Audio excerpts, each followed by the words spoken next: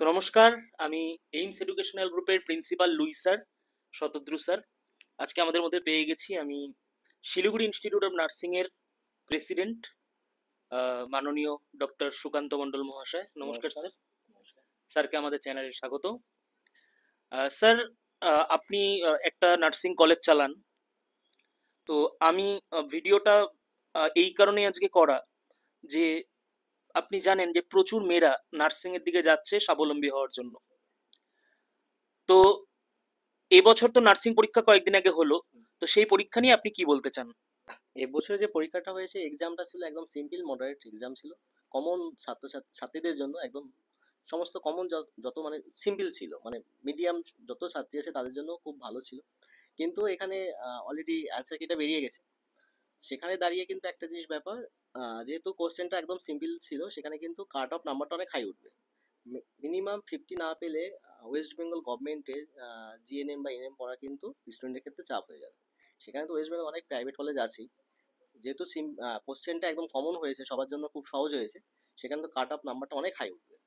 হ্যাঁ স্যার, আমরা তো কাট অফের ভিডিও করেছি স্যার, আপনিও দেখেছেন ভিডিওগুলো। অবশ্যই এবছর কাট অফটা বেশি হওয়া উচিত, আপনি যে কারণটা বললেন। তার পাশাপাশি আমরা দেখেছি যে এবছর পরীক্ষার্থী কম কিন্তু কম্পিটিশন আবার বেশি। তো স্যার, কাট অফ বেশি যাবে মানে ভালো স্টুডেন্টরাই চান্স পাবে।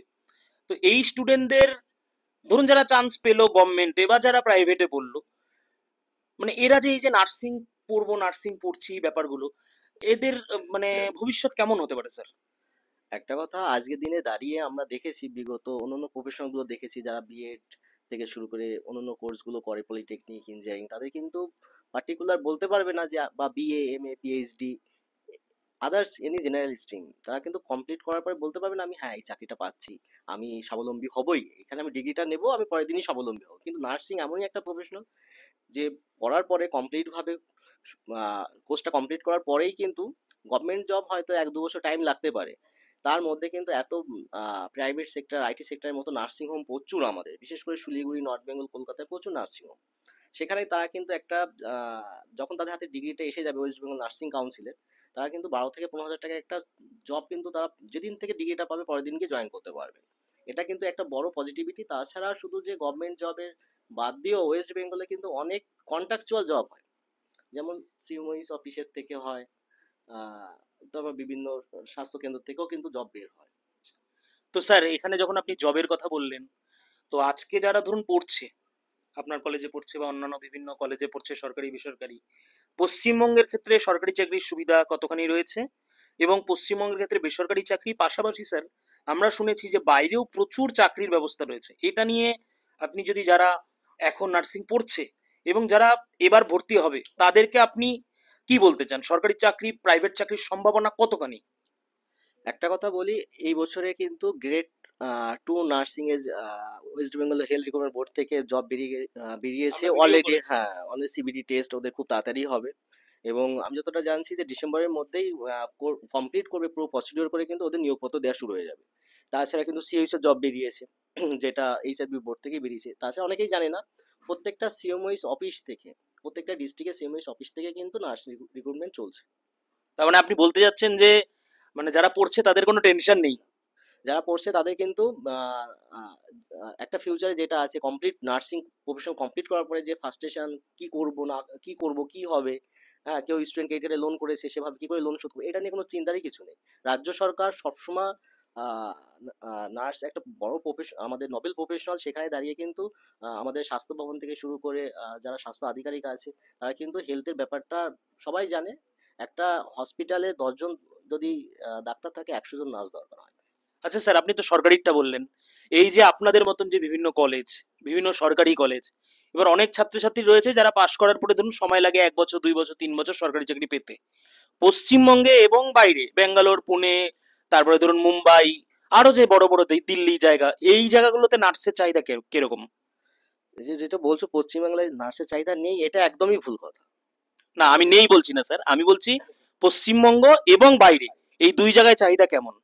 বাইরে আমাদের তো একটা নার্সিং কমপ্লিট করার পরে জিএনএম, বিএসসি সবাই একটা নর্থ সেট এক্সাম দিতে পারে, যেটা সেন্ট্রাল গভর্নমেন্টের এক্সাম। তাছাড়া আমরা তো দেখি ট্রিটমেন্টের জন্য অনেকে হায়দ্রাবাদ যায়, ব্যাঙ্গালুরু যায়। তো সেখানে তো প্রচুর কর্পোরেট হসপিটাল আছে, সেখানে তো জবের একটা অ্যাভেলেবিলিটি সবসময়ই থাকে। সেটা কিন্তু আজকের দিনে দাঁড়িয়ে কিন্তু ওয়েস্ট বেঙ্গলে কিন্তু পিছিয়ে নেই। এটা কিন্তু মাথায় রাখতে হবে। আর আমাদের ওয়েস্ট বেঙ্গল তো প্রচুর মেয়েরা বাইরে নার্সিং কোর্সটা করতে যাচ্ছে। সেখানে দাঁড়িয়ে আজকের দিনে দাঁড়িয়ে ওয়েস্ট বেঙ্গলে প্রচুর নার্সিং কলেজ হয়েছে এবং কর্পোরেট প্রচুর নার্সিং হোমও হয়েছে। মানে নার্সিং এর ব্যাপারটা যতটা স্টুডেন্ট বেড়েছে, নার্সিং হোমের সংখ্যাও বেড়েছে। এটা কি স্যার করোনার পরে আরো নার্সিং হোম বেড়েছে? হ্যাঁ, আমরা কোভিড টাইমে দেখেছি যে নার্সিং একটা নোবেল প্রফেশনাল, সেখানে নার্সদের ভূমিকা সমাজের পক্ষে। তারপরে কিন্তু একটা সবাই কিন্তু একটা জেনেছে, অনেক বিশেষ করে গ্রাম বাংলার গার্জিয়ান যারা, তারা কিন্তু জানতো না, কিন্তু এখন কিন্তু তারাও খুব চায় যে হ্যাঁ, মেয়েকে নার্স করবো। আচ্ছা স্যার, একটা একদম অন্য ধরনের কথা, আমি বেশি বলবো না, যদি এটা নিয়ে অন্য একদিন এপিসোড হবে। আপনি তো স্যার একটা নার্সিং কলেজ চালান, আপনার স্টুডেন্টরা পাস আউটও হয়ে যাচ্ছে এবার, তিনটা ব্যাচ চলছে। এছাড়াও একাধিক কলেজে আমি যতদূর জানি যে আপনি অ্যাডভাইজার রূপে আছেন দীর্ঘদিন ধরে। এছাড়া আপনি নিজে একজন স্বনামধন্য ডাক্তার। তো আপনার যে college Siliguri institute of nursing, যেখানে আমারও প্রচুর ছাত্রীরা পড়ে, তো আপনার কলেজের ছাত্রীরা কেন যাবে, এটা যদি আমার দর্শক বোনদেরকে আপনি একটু বলতেন। যে ধরুন কোনো ছাত্রীর সরকারিতে কোনো কারণে হলো না, তাহলে ওদের চয়েসটা শিলিগুড়ি ইনস্টিটিউট অফ নার্সিংই কেন হবে, এটা একটু যদি আপনি দু এক লাইনে একটু বলতেন। প্রথমত আমরা আমাদের যে স্টুডেন্টরা থাকছে তাদেরকে আমরা প্রথমেই বলছি 100% প্লেসমেন্ট আমরা দিচ্ছি। 100% স্যার? একদম, সেটা স্ট্যাম্প পেপার দরকার হলে আমরা রিটেন দিয়ে দেবো। কমপ্লিট করবে, 3 বছর কমপ্লিট করার পরে তাদের 100%, যতদিন না তাদের গভর্নমেন্ট জবটা হচ্ছে, কন্ট্রাকচুয়াল হোক পার্মানেন্ট হোক, গভর্নমেন্ট যতদিন না পাচ্ছে ততদিন তারা কিন্তু আমাদের কনসার্নে থাকছে এবং তাদের প্লেসমেন্টটা কিন্তু 100% আমরাই দিচ্ছি। আর একটা যেটা কারণ, নর্থ বেঙ্গল অনেক কলেজ আছে, সেখানে আপনারা যদি দেখেন রেশিও, ফেলের রেশিওটা, শিলিগুড়ি জলপাইগুড়িতে প্রচুর নার্সিং কলেজ আছে, তারা কিন্তু ম্যাক্সিমাম সবাই, আমরা নতুন কলেজে, সবার বয়স 2-3 বছরের কলেজ, 4 বছর ম্যাক্সিমাম। সেখানে কিন্তু স্টুডেন্টদের curriculum norms guideline, INC WNC norms guideline, তাদের পড়ানো এই ব্যাপারগুলো কিন্তু তারা ফলো করে না। অনেক ম্যাক্সিমাম, আমি এটা বলতে পারি ম্যাক্সিমাম কলেজ এসেছে বিজনেস করতে। আমরা কিন্তু এডুপোনিয়ার হিসেবে একটা কলেজ করেছি। এটা অন্যান্য মালিকের সাথে আমার পার্থক্য। সেখানে দাঁড়িয়ে স্যার স্টুডেন্ট কি একটু, করে? আমি যেটা শুনেছি যে মানে বিভিন্ন কলেজ আছে যেখানে একাধিক মালিক, আমি শুনেছি যে এখানে শুধু আপনি একা মালিক। একদমই সত্যি তাই। আর আমরা তো কলেজটা করেছি শুধু বিজনেস করার জন্য না, আমরা একটা নোবেল প্রফেশনাল, যে উত্তরবঙ্গের মেয়েরা যাতে স্বাবলম্বী হয়। এবং আমরা আগামীকালও আমরা প্রোগ্রাম করেছি আমাদের শিলিগুড়ি গর্ব রিচা ঘোষের, যেহেতু আমাদের ইন্ডিয়ান ক্রিকেট টিম, তাকে আমরা রেসপেক্ট করে যাতে নার্সিং এর যে মেয়েরা আছে তাদের তাদের শক্তিটা বাড়ে বা তাদের উদ্দীপনাটা বাড়ে করে, আমরা আমাদের বিভিন্ন আমরা আমাদের কলেজ থেকে সমস্ত রকম কালচারাল প্রোগ্রাম, শুধু নার্সিং একটা আর্ট প্রফেশনাল, এটা নোবেল প্রফেশনাল, এখানে শুধু পড়াশোনা না, বিভিন্ন কালচার, সোশ্যাল প্রচুর ওয়ার্ক। এবং আপনারা জানেন যে কিছুদিন আগে জলপাইগুড়িতে বন্যা হয়েছে, তখন সেখানে কিন্তু আমাদের স্টুডেন্টরা এসে মেডিকেল ক্যাম্প করেছে। হ্যাঁ, আমরা এটা পেপারে দেখেছি হ্যাঁ, স্যার। একটা পেপারও এসেছিল।